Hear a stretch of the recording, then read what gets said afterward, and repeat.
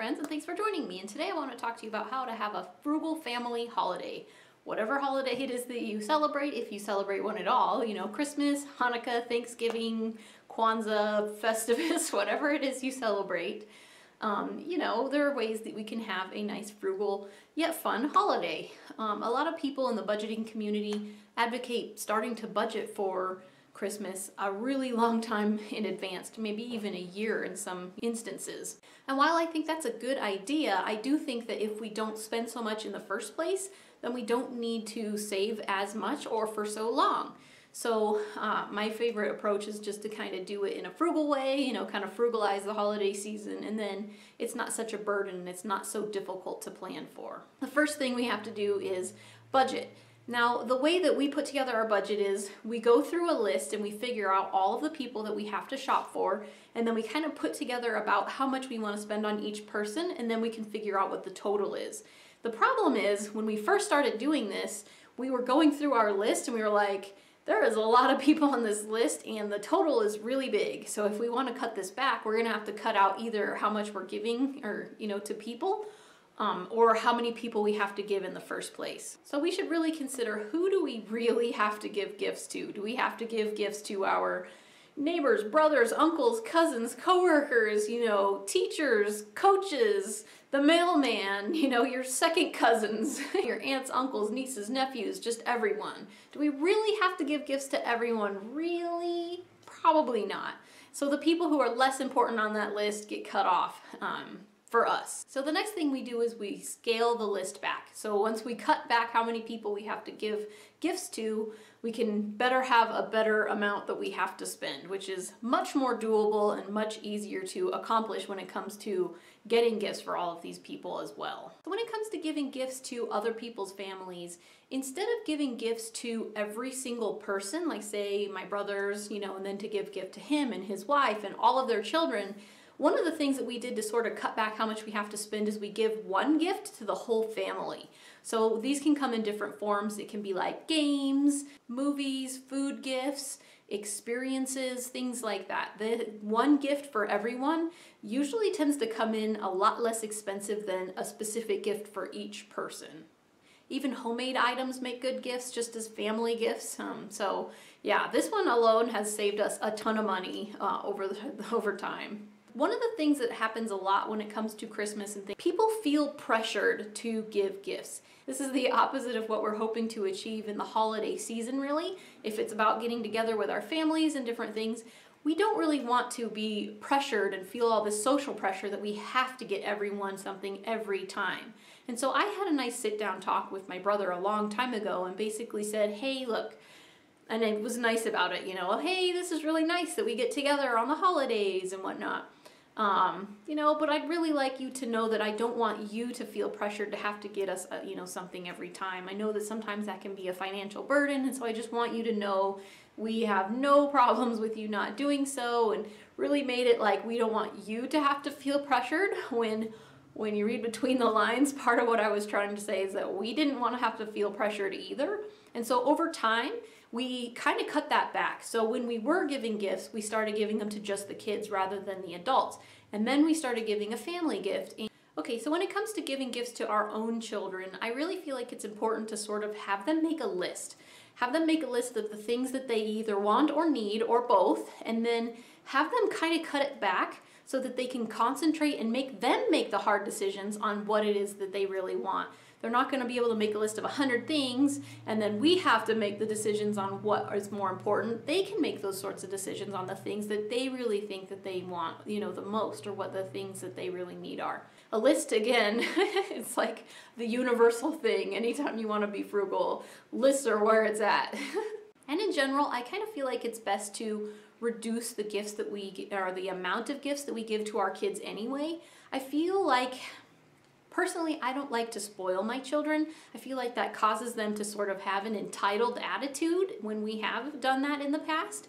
And it just backfired big time. They became, you know, brats and just wanting, you know, me, and it was really bad. And I really don't want my kids to feel like their happiness needs to be dependent on things, and so I don't want them to feel like, oh, you know, I have to get lots and lots of gifts, otherwise they won't be happy on the holidays, that sort of stuff. And I don't want them to get this idea that, you know, life is really about chasing things, which can be very empty in any way. So I felt like when I was spoiling my kids, I was doing them a huge disservice, and so we cut it back to where we're not, you know, spoiling them a ton. We reduced the amount of gifts that we were giving to them, and honestly, it's made it a lot better, and they're more appreciative of the things that they do get. They're more appreciative of the few things than they were over the lot of things. So that not only saved a lot of money, but it also saved my children from acting like total turds.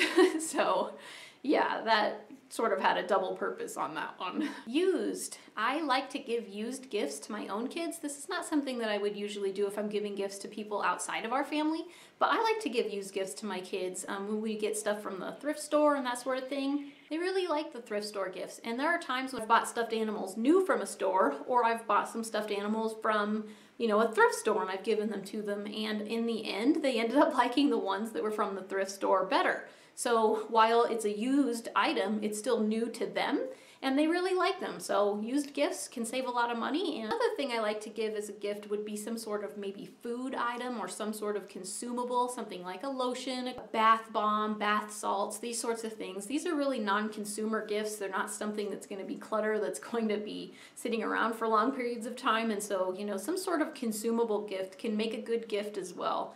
And typically they're a lot less expensive, so it saves some money too. I already mentioned this last week, but one of my favorite ways to save money on shopping when we do buy them brand new things is for Black Friday shopping. I know not a lot of people are fond of Black Friday shopping, but here in the area where I live, I don't live in a big city, and so it's not like those crazy videos you see where people are like rushing in the door and they're fighting and all this. My Black Friday shopping was really easy. I walked in, I grabbed a cart, I walked right over to the area where I wanted to be. I could pretty much move around anywhere in the store I wanted to, even with my cart. You know, a couple times I like rounded the corner and, you know, there was someone there and I was like, oops, and they're like, oh, no problem. Or there was another time when it was a little busy in an aisle, and so, you know, I was like, oh, you can come through, because it was only like a one-way kind of thing. And he was like, oh, no, you can come through, and so I did, and I was like, oh, thanks, oh, no problem. I mean, seriously, my store was really not bad at all. They usually aren't, and so Black Friday shopping is pretty easy. There aren't mega crowds. I mean, it's really not as bad as it looks online or these crazy videos that you see. It really isn't. And so Black Friday shopping is one of my favorite ways to get, you know, a maximum amount of items for the least amount of money. And the next way would be to buy them needs. I don't even have a problem with buying them things that they actually need for the holidays, although I will say I do it slightly differently. So if we were to buy them a package of socks in, you know, any other time of the year, I would probably buy them, you know, some really inexpensive, you know, probably one of the cheapest that the store has, that sort of thing. When I do it as a gift though, I'll buy them something that's a step up from that. I'll buy them something that's a little bit nicer than usual. So over time, I mean, my kids are older now, but back when they were little, instead of them just getting just some generic underwear or something like that, I'll give them some character brand underwear. Or if, you know, instead of like just some plain socks, I'll buy them some nicer ones with like some cool designs, or even some sort of specialty socks. Like a couple of years ago, I got them these toe socks. They really liked them. They thought those were really fun. Last year, I got them some wool socks, so something that was definitely nicer than they've ever had before. So those sorts of things. I don't think that it's bad to get needs on the holidays. I just do think that when we're giving them as gifts, they should kind of be a little bit of a step up from what we would typically normally get them, and get them something that's more exciting because it is a gift. And there are many other ways that we frugalize the holiday season. A lot of those tips that I said in that video for the Thanksgiving, how to save money for Thanksgiving, all apply to the next holiday that's coming up as well. So, you know, DIY decorations, looking around at what we already have before we spend money. So things like wrapping paper and, you know, bows and just different stuff like that. We can look at what we have before we buy it. That way we're not overbuying. Those are all the same tips, and I don't want to go over them. But if you missed that video, you could check it out, and then you could see some of those tips again, because those all apply to, you know, this next holiday as well. And the last thing I will say is shopping early, which I know is too late for this time, but it might not be too late for next time. So here come January. Basically right after January 1st, a lot of the stores start slashing their prices on things. So you can get like a hat and glove matching set for like $1 from Walmart. And we're speaking of like wrapping paper and things like that. All of the wrapping paper, all of the decorations, all of those things are going to go on clearance for just like fraction of the prices where they usually sell for. So if you want to wait until after the holiday season and get some things and then hold on to it, you can get some things way ahead of time, have way less stress really, and then spend a lot less money. So yeah, shopping early, which some people do, they start their holiday shopping in January when everything starts going on clearance, and then next year all of that stuff can be used again. So I think that's a fabulous tip. That one was one that came from a subscriber friend. So thanks for sharing that one with all of us. And I hope you have a wonderful Hanukkah, Christmas, Kwanzaa, whatever it is you celebrate. And I hope you have a wonderful, holiday with your family, and that you're able to do so in a frugal way, but also in a more meaningful way. It really concentrates more on the family time and what the holidays are really about. So anyway, thanks for joining me. I'm Frugal Green Girl, and we'll see you next time. Thanks for watching.